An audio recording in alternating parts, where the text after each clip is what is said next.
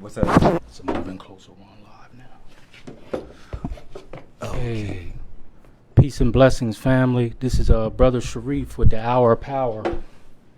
Go to Hour of Power Sharif Hamid on YouTube, subscribe and share so we can continue to lift the mind, body, and soul of our people. For those tuning in on Facebook Live, please hit the share button and hit watch party. What that does is bring more viewers in to the live broadcast. So hit the share button and hit watch party.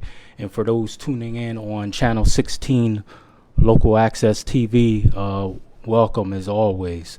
In the name of God, the gracious, the merciful, we give him praise and thanks for his mercy and his goodness to the human family.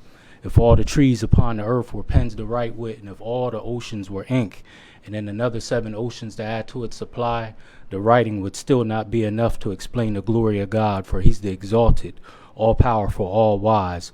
We confide in no other in our time of need, and we praise no other in our good fortune. He is one. And even if I lived to be 1,000, it would still not be enough to thank God for his many blessings and gifts. We thank God for the Metsu Neter, oracles, scriptures, and writings that came on the continent of Africa thousands of years before any organized religion. We thank God for Moses in the Torah, Jesus in the Gospel, and Muhammad with the Quran. I greet everyone in words of peace. To my Christian family, praise the Lord. To my Muslim family, assalamu alaikum. To my Hebrew Israelite family, shalom. To my Black conscious family, hotep. To my Native American family, peace and blessings. And to my people in the streets, what's good to you. It all means peace. So once again, this is Brother Sharif with the Hour of Power. Go to Hour of Power Sharif Hamid on YouTube. Subscribe and share so we can continue to lift the mind, body, and soul of our people. So once again, this is the Hour of Power.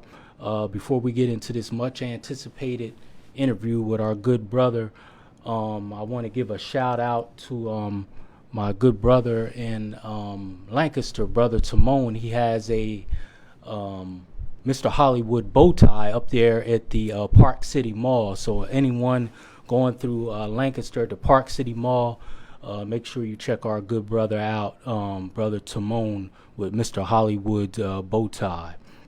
And definitely support any black business in the city, especially those who are giving back, like our guest today. But before we get into our interview, we always do what we call a nugget of truth. A nugget of truth is just a quick talk about our history and giving clarity about our history. It's not a lecture.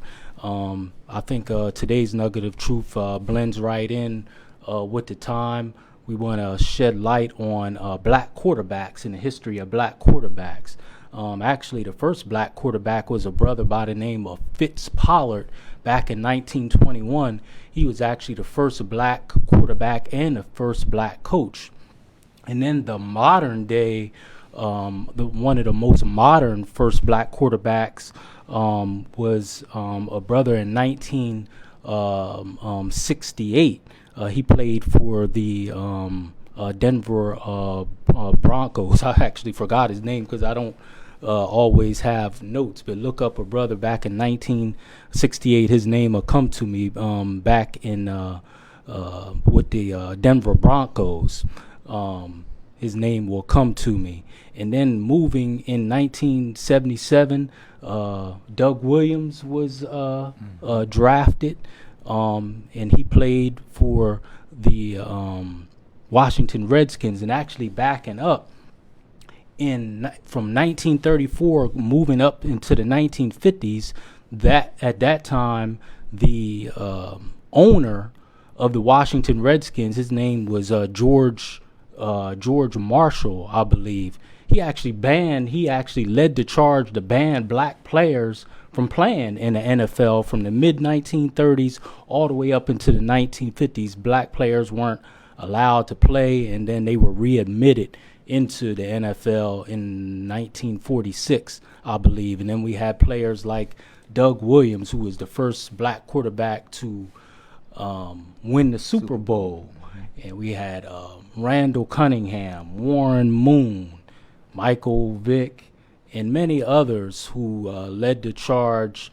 Donovan McNabb, who led the charge of black players being quarterbacks because they just thought that we couldn't play that position efficiently. They didn't think we was intelligent enough. And now here we are in the 2019 through 2020 season. All the best quarterbacks are black quarterbacks. You got Patrick Mahomes, Watson, I believe his name is, and a few others who are now easily the best the brother for the Baltimore, what's his name, Lamar Jackson. Yes. So look how, things have changed. Those who were at the bottom are now at the top. And we're going to keep on, not just in sports, we're going to keep on rising. So I just wanted to bring up that point, and I need to remember that brother's name. If anyone is out there and you got a smartphone on you, Google the name of the brother who was the quarterback in the AFL for the Denver Broncos in 1968. His name will come to my mind. But without no further ado, we want to bring on a brother I looked up to, and he's been a pillar in our community, and that's actually the title of the talk today, a pillar in our community with our good brother. Can you introduce yourself? Good day, peace and blessings. My name is Willie Stanley. On this day, November 13th, 2019, it's a blessing to be here. And thank you for the invitation. My name is Willie Stanley. I'm the owner of the New Hub store, located at 57 South George Street, York, PA. Telephone number 717-848-1776. That is 717-848-1776. I'm 55 years old. I've been in business for 28. It'll be 29 years this coming summer, so 29 years soon. Wow. And I'm presently mentoring my son how to take over the business. So after 30 years, I think I'll be through and transitioning on to something else and having him do his thing. I am a tailor and also own the business. There's also other services that I have in the New Hub, such as shoe repair, hat stretching. There'll be a hat cleaner that'll be coming in, a brother that clean hats from Harrisburg, Pennsylvania, among other things that we do. But in a nutshell, that's about it. Native here, well, not native of York. York is my home. I love York. I'm from Florida. Came to York since 5 years old, 55, so that means I've been here 50 years. Wow. Graduated from York High, went to Essex Community College. I also went to the University of Maryland. That's when I met the famous basketball player Len Bias. A lot of people don't know about Len Bias. You met him? I met Len Bias personally on campus. I had a track and field scholarship, and of course, if anyone knows about basketball, Bias was one of the best ever. Yes. Even up there with Michael Jordan. A lot of people don't know that. All they have to do is go ahead and Google Len Bias from the University of Maryland basketball. He'll blow your mind. Right. So our one of our listeners, Miss Denise Durham, said that quarterback who was the modern day first quarterback in the AFL for the Denver Broncos in 1968. Yes, his name was Marlon Briscoe. So he was the first black modern day quarterback in AFL for the Denver Broncos. And then Pollard Prisk back in the 1920s. He was the first black quarterback back then, and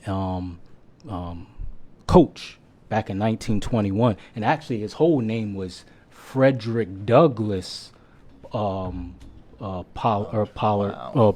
Fritz Pollard. So he named himself after one of our ancestors. So thank you, Queen, for giving that. I had a senior moment there with because I don't have notes. I just speak from the heart. But maybe I should start jotting things down, because if you wouldn't have put that, I probably would have thought of it. But thank you for that. But moving along, so you've been with the New Hub for 28 years? What gave you the idea to open that? Tell us how you got the location downtown, because I know that couldn't have been easy back at that time. Tell us how that all came about, how you had the idea and everything. Well, I'll go back and tell you how I got the store, period. Sure, sure. It all goes back to when I was at University of Maryland. I ran out of my last year. I was going into my senior year to go ahead and finish. My scholarship money ran out. I moved down to Capitol Heights, Maryland, was working down there, loved it. Saving up money to go ahead and finish up. Well, I kept in contact with the previous owner, Hal Smockin, from the Hub. So It was already called the Hub? Yes, it was always called the Hub. And when I took over, I named it the New Hub. Right. Signifying the new ownership. Right, right. So Harold, I always kept in contact with the previous owner, Hal Smockin. He asked me. One day we were talking on the phone. He asked me to go ahead and move back to York and buy the store. And I loved what I was doing working for him, and I loved the type of work. So I thought about it a lot, and it was some heavy thinking because I loved it down in that area. That's a predominantly black area. Right. I felt home, the spirit, and the comfort level was there. But the love for the store overrode that, and so I moved back, gave it a try. And it happened. It happened. And so he made it happen for me. He wanted me to go ahead and take over. And after being in business for a number of years, I had no idea why he would call me long distance when people right here were willing to buy it and the other people willing to buy it. But he really cared for me. He trusted me, and I was a person of integrity. And he wanted somebody to take care of his baby. That was like his baby for him. I mean, that business is over 100 years old. Wow. 102 to be exact. So even before him, that location has history. Yes, his father, he told me a story about it. His father used to ride backpack around the county delivering work clothes. Wow. So it started off a strictly work clothes business. Wow. So the clothing line history has always been there. Yes, but it has to be a transition, as in everything, because things change and people change as we go on. Right. And I just want to let the callers know the call-in number is 717-846-5067. 717-846-5067. If you have any questions or comments or statements for our good brother, we have Mr. Will Stanley here with the New Hub. And your nephew, D. Will, said, "What's going on?" What's up, D. Will? How you doing, brother? Love you, man. Yeah, different people are tuning in. Please hit the share button and hit watch party for those who are tuning in on Facebook Live, so we can bring more people into this historic interview with our brother. I've been wanting to have you on for a while. So, is there any more history? Keep giving us some more information, because I'm learning, with the store. Or anything that you want to share, because people want to hear it. Well, I'll go ahead and say this. Like I said, the store itself is 102 years old. The history of the store, I think I started back in 1993, 92 or 93. That's when you started. That's when I started ownership. Right. I started working at the New Hub in 1982, right after I graduated. Good friend of mine, Chris Day, and we were raised out Parkway, that is. Holler at P-Way. But Chris Day went ahead and invited me in there to go and try to get a job. It worked out, but to be honest, he did not want to hire me because I didn't go ahead and fit the image.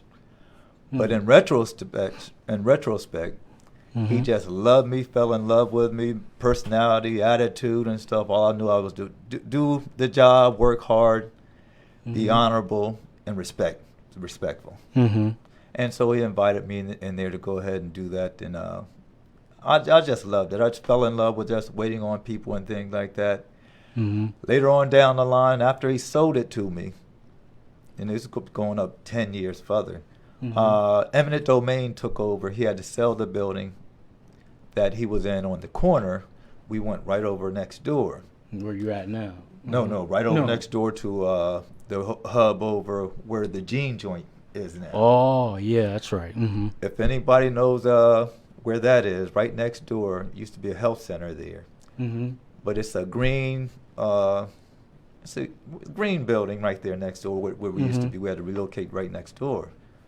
But that's when I took over. I took over there after a big sale, and eminent domain made us Mhm. move from there over across the street to the Reinerberg What building. exactly is eminent domain? What exactly is that? Eminent domain is the government's permission to go ahead and get you out, whether you like it or not. Mm. It says Wow. it legally. Mm-hmm. And so that happened. We had to go over there, and I love this guy, Jim Reinerberg, real good guy. Mhm. We don't know about him. You saw him, Stacy Adams, Mhm. right in the building. Mhm. He invited me over there to try to rent from him. So I went ahead and did that. Mhm. Later on down the line, he asked me to buy the building. Mhm. I didn't think I could go ahead and do it, Mhm. and I didn't think I would. But if anybody remember a gentleman named Robert Booker facilitated Wow. that transaction Mhm. and to me buying the building. And I'll always be grateful to Robert Booker, Jim Reinerberg, Hal Mhm. Schmocken, Mhm. and some of among these, others. not to interrupt you, some of these pioneers or gentlemen that you're mentioning, these are white men that believed in you. Oh, yes. Mhm. Well, They did I'll that? always say this. Mhm. I knew that. I have to look at it in retrospect. Mhm. You got three people that was key in my life. Mhm. These are white men. Mhm. Harold Schmocken, he sold me the store. Mhm. Jim Reinerberg, he sold me the building. Mhm. And there's a gentleman that lived, Coach Butler. I forget his first name. Well, he was my coach. We always called him Coach Butler. George Butler. Down in Maryland? Down in Delta, Pennsylvania. Wow, that's way down there, down 74. You got it. Uh-huh. Right down, right by the Mhm. book. But Mhm. these three men were instrumental and helped me big time in life. Mhm. That's why even with our struggle, our black struggle that we have, our Mhm. African struggle, we have to always remember there's always good people, whether they be white, black, Mhm. Asian, or whatever along the way. Mhm. That's going to go ahead and help That's us why out. That's why I pointed that out, not without even knowing the names, because I want to dispel any myths on this show. First of all, you don't mind me saying that, do you? No, you no, know, no, don't. First of all, the Hour of Power, we are unapologetically African and black for our people, but Absolutely. we recognize truth just like you're bringing it, just the way it is. Anyone is welcome on this platform. If it's whites and I've had white people on this show before, that has something to contribute, especially to our community in York, you're welcome on this platform. But we recognize truth wherever it comes from. But we definitely stick up and try to shed our people in a different light. But I'm glad you mentioned that. Absolutely, because I do a lot of posts on Facebook about things, and it's always embracing us, always uplifting us, and things like that. And some people think it's hate. It's not hate to love yourself. It's not hate to love your people. That Right. doesn't mean you hate anyone else. Right. But love for self is first. Right. Right. There's a priority in life. Self, family, people, and then others. If we are out of that priority, we're lost. Right. And with us as a people, we have the tendency to put others before us. And that's when, that's a violation. Right. That's Right. definitely It's a not. violation. It's not natural. And just before I was coming here, I was looking through my bookshelf, and I ran across the book by Marcus Garvey, and it said "Race First." There's nothing wrong with that. Everyone else does that naturally and unapologetically, but when we do it, like you said, you get all, "Oh, he don't like this, and that," and it's hate. No, it's just natural. Yeah, it's just love for self. That doesn't mean you hate or dislike anyone else. And just like you said, when we do it, it's a problem. Everybody else do it, there's no problem. Right. But we can't afford to let other people validate us. I think that's where we go off. In our situation, especially as African Americans, we're different. We're different, and there's nothing wrong with differences. But we're different in the sense that our history here and what we've been through is unique from Native Africans coming here, from people from the islands coming here, Europeans coming here, Indians. Ours is totally different. Nobody's been suppressed and oppressed as long and as much as we have been. Mm. I always think of this, and I always tell people this, because I talk this in the store. Why? I'll challenge anyone to go ahead and ask, why are we held down so much? Why are we suppressed so much? Systematically now, not by individuals alone, but systematically. If we weren't, we must have, I always say we must have some type of magical power we don't know about. Because if we aren't naturally supposed to go ahead and rise up, we all know cream rise to the top, naturally. So we're not going to go ahead, if we're not worth anything and with the lowest on the totem pole, don't hold us down. If you put a rock down, you don't have to hold a rock down. It's going to stay down. It's going to stay down. So why are we always held down? Systematically in every phase of life. But we can't give up. We can never give up. Because I tell people, in nature, anytime you go, I love to observe ants. When you go ahead and see an ant mound, what happens when you knock that ant mound down? What does the ants do? We're going to get together and build it back. Get together and build it. What if you do it 2, 3, 4, 5, 6 times? What do they do? They keep coming back. That's why we can never give up. That's why we have to have the unity to go ahead and come together and never give up. And we have to love ourselves and allow us to room to make mistakes. We're not perfect. Dr. King wasn't perfect. Marcus Garvey wasn't perfect. Malcolm X wasn't perfect. We're not perfect people. We have to learn from our mistakes. Right. But we're so short-tempered with ourselves. We have to go ahead, love, be patient, persevere, and unify with allow us mistakes. That's how we go ahead and grow. Right. And not I think like what you're saying, and you put it very beautifully and eloquently, that we can't go off of labels also that are given to us, especially if they have a negative effect. And I like how you brought about nature and animals in the animal kingdom, like sardines. It's really no such thing as fish called sardines. They're only called that because they're put in a can. But there's no such fish called sardines. They're only called that because they are put in a can by someone else. Then they're sardines. But other than that, there's no such thing as sardine. Am I right? You're 100% correct. And Nature is our key. I mean, I learned that from Dr. Sebi, and we'll talk about Dr. Sebi now. If anyone don't know about Dr. Sebi and having any health problems, please look up the name, Dr. Sebi. Talk about him. Go ahead. YouTube it. Yeah. Dr. Sebi's a herbalist, a man that cures every disease known to man. I have the information. You have all here. the stuff here. His information is here. I have it in the store all the time. I have the telephone number if you liked it. It's out in California. His office is. It's 1-310-838-2490.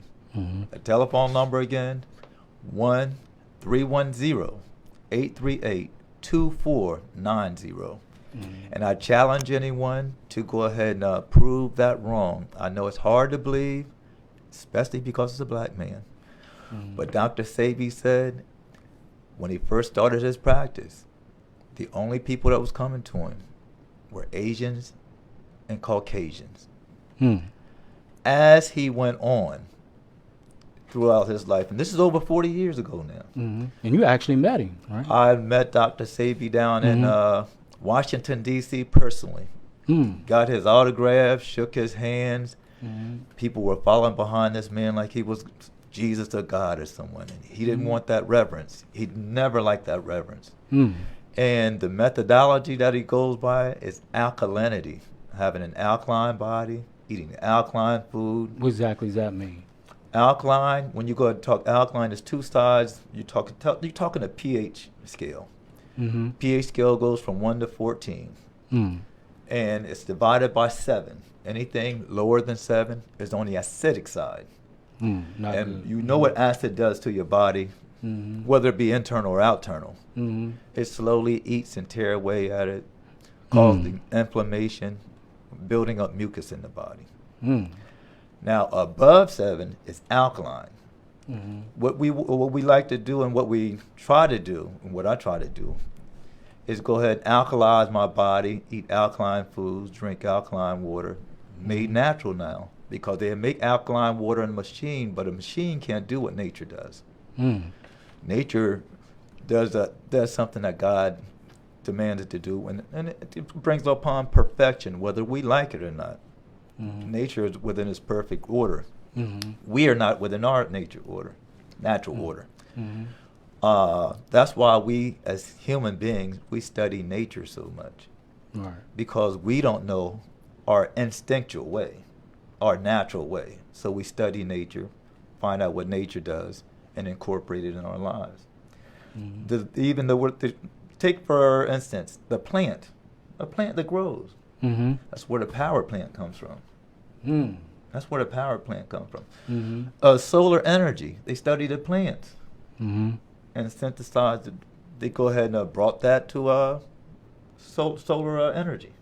Mm-hmm. And all of these things, we study nature so that we could go ahead and follow and cope better. Now, when we go against nature, we violate. And without knowing it, Dr. Sebi brought it to our attention that when they brought us over here in this country and other Africans from Africa, they didn't bring our diet. Mm. When they didn't bring our diet, it was a violation because we were eating blood